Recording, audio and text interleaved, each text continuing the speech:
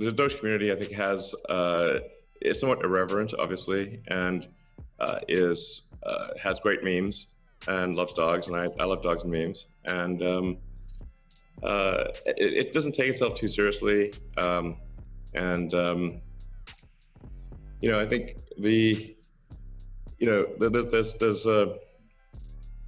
there's Occam's razor, which is the simplest answer is the most likely.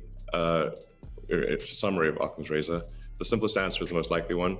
Then there's a friend of mine came up with a variant on that the most ironic outcome is the most likely one.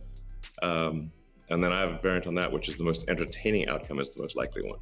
So if that is true, then the most ironic and entertaining outcome would be that the cryptocurrency that was started as a joke to make fun of cryptocurrencies ends up being the leading cryptocurrency. That would be the most ironic outcome. Jack, what are your thoughts on that?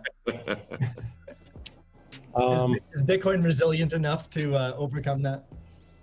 I think it's resilient, but also I think like you find, I mean, that's what attracts me to Bitcoin in the first place is the irreverence. A lot of that just brings it forward, and at first go it makes it a little bit inaccessible, but as people get into it, it makes it more accessible and more spreadable. And I absolutely think the resilience is there. I think it's important to have fun as well. And anyway folks can express themselves.